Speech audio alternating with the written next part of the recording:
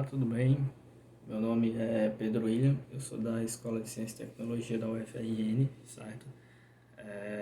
Da disciplina de Introdução à Física Clássica 2, e hoje nossa videoaula será sobre teoria cinética dos gases. Então, bora pro vídeo. Bom, então vamos lá, né? Dando início aqui a nossa aula sobre a teoria cinética dos gases. Inicialmente nós vamos falar sobre o número de Avogadro, certo? E o que é esse número de Avogadro? Bom, lidando com átomos e moléculas, faz sentido nós medirmos o tamanho dessas amostras em mol, certo? E aí, fazendo isso, nós temos a certeza de que estamos comparando amostras que contêm o mesmo número de átomos e moléculas, entendeu? A partir daí, o mol era uma das 7 unidades fundamentais do sistema SI, certo? Sendo definido como um mol é o número de átomos em uma amostra de 12 gramas de carbono 12. E aí a pergunta que fica é quantos átomos ou moléculas existem em um mol, certo? A partir daí, veio o italiano Amedeo Avogadro, certo? E ele nos apresentou a tese em que todos os gases que ocupam o mesmo volume nas mesmas condições de temperatura e pressão, eles contêm o mesmo número de átomos ou moléculas, certo? Também foi ele que nos apresentou o número de Avogadro. É por isso que carrega o nome dele, cujo número é determinado por 6,02 vezes 10 a 23 mol a menos 1, onde esse mol a menos 1 é o inverso do por mol, certo? E aí nós chegamos à conclusão de que o número de mols N ele pode ser definido pela fórmula do número de moléculas da amostra N pela razão do número de moléculas N da amostra dividido pelo número de moléculas em 1 mol, que é justamente o número de Avogadro, certo? Com isso nós conseguimos concluir, nós conseguimos definir quantos átomos existem em 1 mol, entendido? Falando um pouco agora sobre os gases ideais, as medidas mostram que se colocarmos um mol de vários gases em um recipiente de mesmo volume e mantivermos o gás à mesma temperatura, as pressões medidas serem quase iguais, se repetirmos as medidas com concentração dos gases cada vez menores, essas pequenas diferenças de pressões medidas vão tender a desaparecer.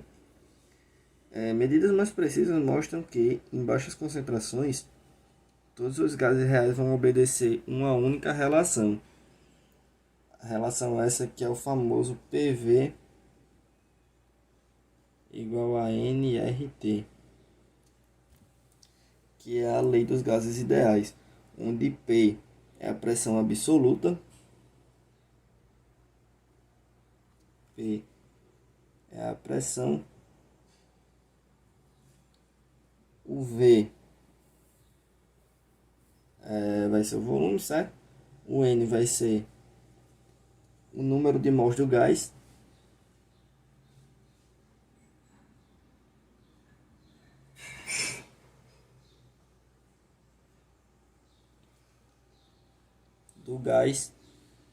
o T é a temperatura e o R é a chamada constante dos gases ideais. Constante dos gases ideais. Constante essa, R, que é igual a 8,31 joules por mol vezes Kelvin, certo?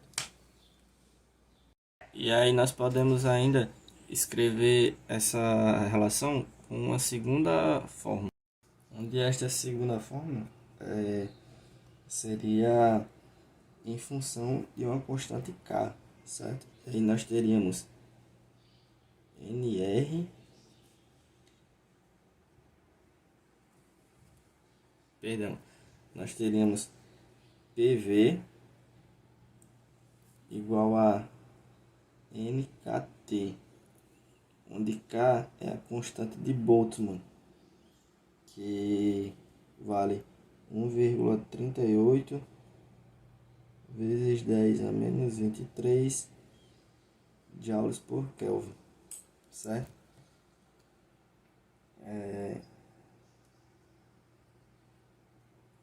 E esse N nos retorna o número de moléculas, certo? Falando um pouco sobre o trabalho dos gases ideais,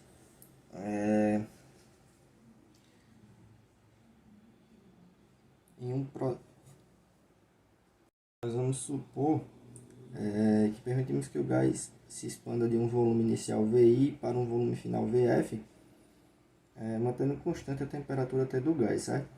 Um processo desse tipo seria a temperatura constante, seria chamado de expansão isotérmica.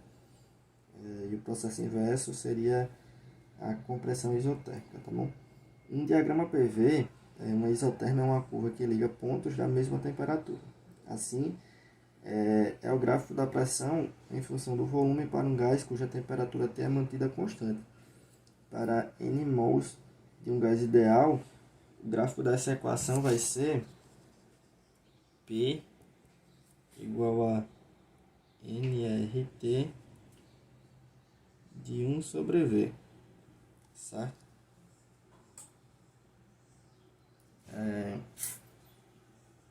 E aí, para determinarmos o trabalho realizado por um gás ideal, nós vamos inicialmente partir da equação W, que é o trabalho, né? Igual a integral do volume inicial até o volume final de P dV, certo?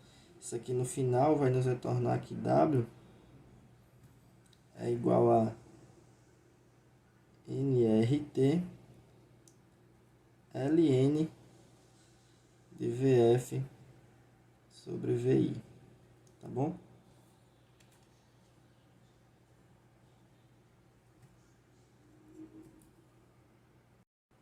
E aí, falando um pouco ainda sobre o trabalho dos gases ideais, nós vamos ter também que quando o volume do gás ele for constante, ele nos vai retornar que o trabalho vai ser igual a zero. E quando o volume ele varia, enquanto a pressão do gás P é mantida de forma constante, nós vamos ter que W é igual a P de VF menos VI. Ou seja, W vai ser igual a P vezes a variação do volume, certo? Onde a pressão vai se manter constante. Falando um pouco agora sobre velocidade média quadrática, certo? Nós vamos ter que a pressão exercida por N mols de um gás ideal, em termos da velocidade de suas moléculas, é dado por P igual a Nzinho de mv ao quadrado sobre 3V, certo? Dando continuidade aqui, eu vi um pequeno erro de gravação. Então, continuando, nós temos que a velocidade média quadrática ela vai ser igual à raiz da velocidade média ao quadrado, certo? Logo, nós temos que a velocidade média quadrática ela é igual à raiz de 3RT sobre M, certo? Prosseguindo mais adiante, nós vamos ir falar um pouco aqui sobre a energia cinética de translação, certo? E aí nós temos que a energia cinética de translação média ela é dada por pela letra K, certo? K médio, por molécula em um gás ideal. E essa energia cinética ela é dada pela forma 3 meios de kT, certo? Então chegamos a essa conclusão aqui, pois a energia cinética de translação média ela é um intervalo de observação onde nós estamos supondo que a velocidade média da molécula durante o tempo é igual à velocidade média das moléculas do gás, certo? Em um dado instante.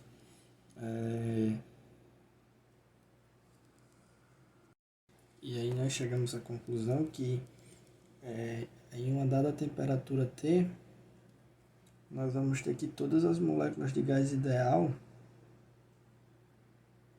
todas as moléculas de um gás ideal, independente de massa, elas têm a mesma energia cinética de translação média. Tem a mesma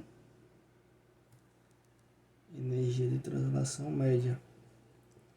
Ou seja, quando medimos a temperatura de um gás, nós automaticamente estamos medindo a energia cinética de translação média de suas moléculas, certo? Falando um pouco agora sobre energia interna, nós vamos supor que o nosso gás ideal ele é um gás monoatômico, certo? Ou seja, um gás formado por átomos isolados e não por moléculas. E aí nós vamos supor também que a energia interna do nosso gás é simplesmente a soma das energias cinéticas de translação dos átomos, certo? A partir daí nós temos que a energia cinética de translação média de um átomo depende apenas da temperatura do gás, que é dada pela equação passada anteriormente, Kmed igual a 3 meios de Kt, certo? E aí nós vamos concluir que uma amostra de N mols de gás monoatômico contém uma quantidade de N vezes o número de Avogadro de átomos, certo? E aí a energia interna da amostra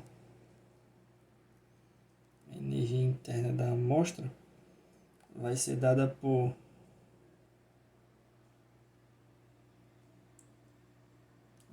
esse número de átomos vezes o número de Avogadro,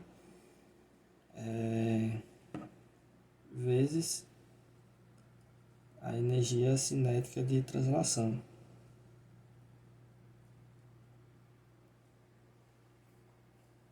Ou seja,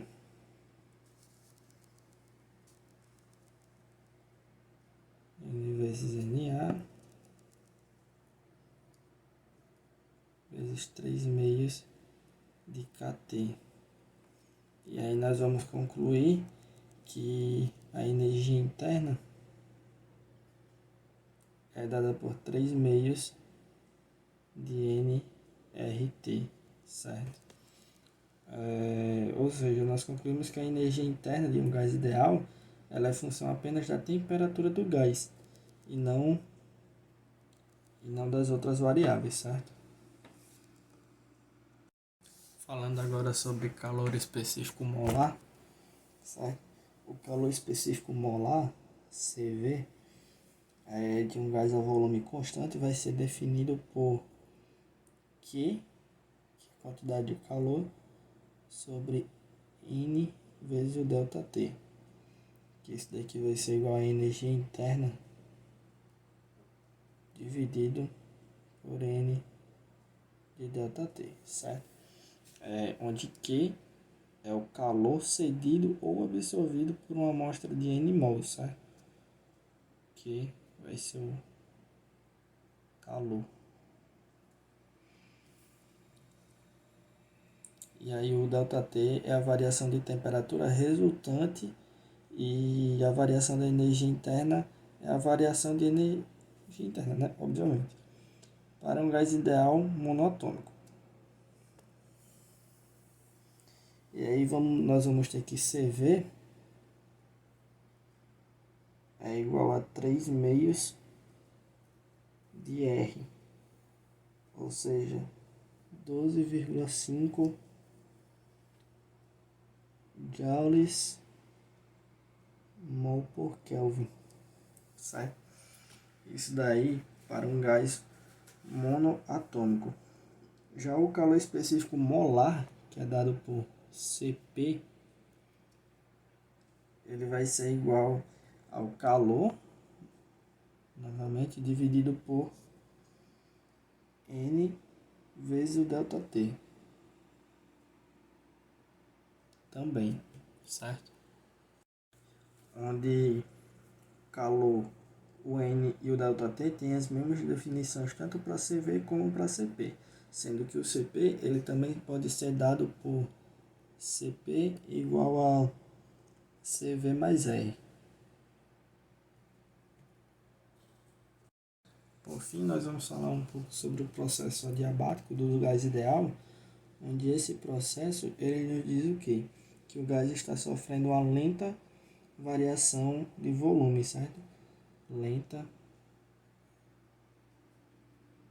variação de volume. Ou seja, é uma variação para o qual o Q, a quantidade de calor, vai ser igual a zero. A pressão e o volume estão relacionados onde a pressão e o volume estão relacionados através da equação PV elevado a gama é constante.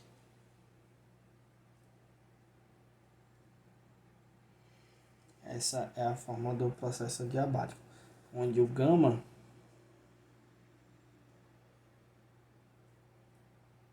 é igual a Cp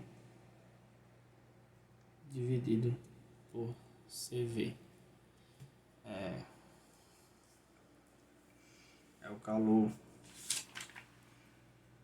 onde gama é dado pelo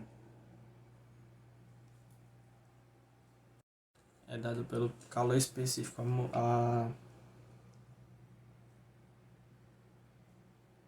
pressão constante dividido pelo calor específico a volume constante.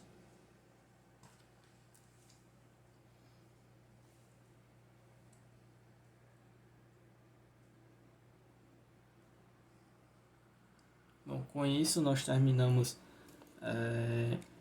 a nossa aula sobre teoria cinética dos gases, certo? Com esse breve resumo. Eu aguardo vocês na próxima aula, certo?